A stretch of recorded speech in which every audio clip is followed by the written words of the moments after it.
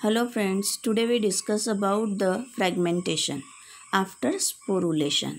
Fragmentation is also one of the process of an asexual reproduction. Fragmentation का मतलब क्या होता है? Fragmentation मतलब fragment and tation.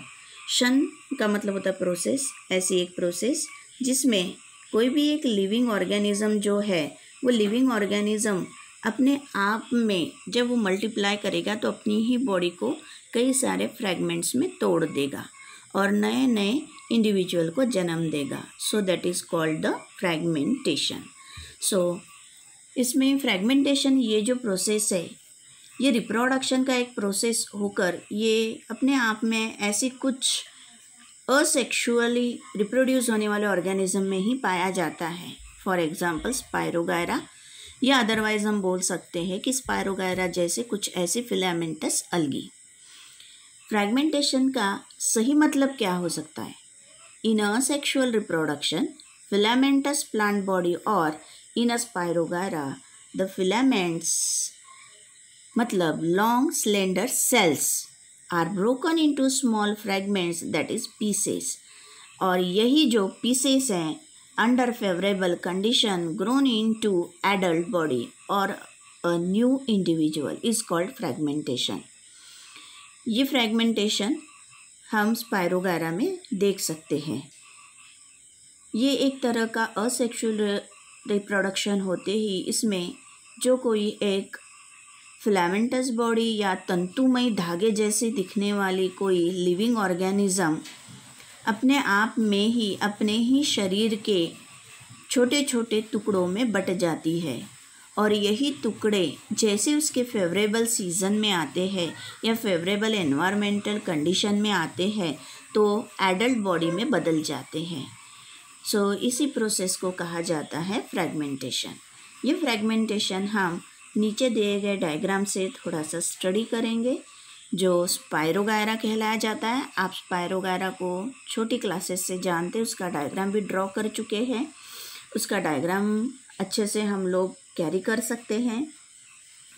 जैसे यहाँ डायग्राम में दिया गया है तो डायग्राम में हम देख रहे हैं कि एक स्पायरोगायरा का एडल्ट बॉडी है. एडल्ट बॉडी पूरी तरीके से अगर हम इमेजिन करें तो एक रिबन लाइक नज़र आ रहा है, यानी फिलामेंटस तंतुमयी जैसा.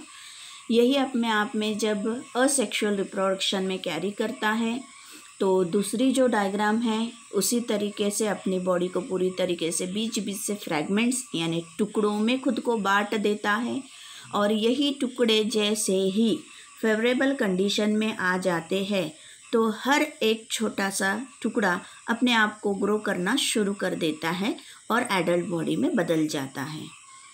So in this way we have to study as the fragmentation in Spirogyra. यहाँ पर हमारी असेक्सुअल रिप्रोडक्शन की सारी प्रोसेस हम स्टडी कर चुके हैं. अब असेक्सुअल रिप्रोडक्शन क्यों स्टडी करें, इसका कोई एक बेनिफिट है.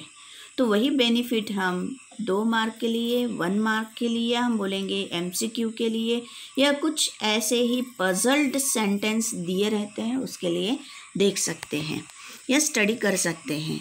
अगर 2 मार्क के लिए पूछा जाए on the topic of an significance of asexual reproduction, यानी हम ऐसा बोल सकते हैं कि असेक्सुअल रिप्रोडक्शन के फ़ायदे क्या हो सकते हैं. So first, it is uniparental, only 1 parent involve. मतलब हम ऐसा बोल सकते हैं कि ये जो रिप्रोडक्शन है ये किसी भी एक एडल्ट बॉडी में शुरू हो सकता है जिसके लिए ना कोई मेल बॉडी चाहिए ना कोई फीमेल बॉडी चाहिए. तो यही इसका एक बेस्ट बेनिफिट है कि कोई भी एक बॉडी बाय नेचुरल कंडीशन में अपने आप से कई सारे मल्टीपल फॉर्म में खुद को बदल सकता है. Second, no formation and fusion of gametes. हमने अभी अभी कहा है कि यहाँ कोई सेक्सुअल बॉडी का रोल ही नहीं है. सेक्सुअल बॉडी नहीं मतलब सेक्स ऑर्गन नहीं, सेक्स ऑर्गन नहीं मतलब गमेट्स नहीं बनेंगे, सेक्स सेल्स नहीं बनेंगे. यानी उनके शरीर में सेक्स सेल्स ना ही बनेंगे, गमेट ना ही बनेंगे तो भी वो अपने आप को इस असेक्सुअल रिप्रोडक्शन की मेथड से मल्टीप्लाई कर सकते हैं. इस असेक्सुअल रिप्रोडक्शन से जब भी उनके जो न्यू इंडिविजुअल जन्म लेंगे तो वो न्यू इंडिविजुअल बिल्कुल उनके जैसे ही जेनेटिकली आइडेंटिकल होंगे, बिल्कुल पेरेंट बॉडी की तरह जीन्स वही होगा और उनके जैसे ही नज़र आएंगे। यानी हम ऐसा बोल सकते हैं कि अभी अभी जैसे हमने स्पायरोगायरा पढ़ा है तो स्पायरोगायरा के जो असेक्सुअली रिप्रोड्यूस न्यू इंडिविजुअल है वो बिल्कुल स्पायरोगायरा की तरह ही एडल्ट बनेंगे। Next one is the rapid multiplication of organisms are followed.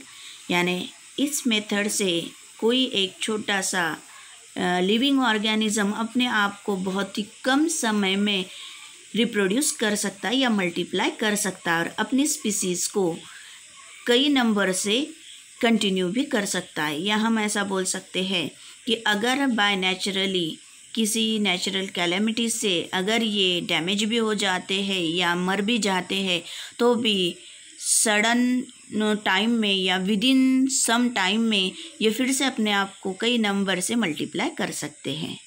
So in this way today we discuss about the asexual reproduction as fragmentation and significance of the asexual reproduction. Thank you.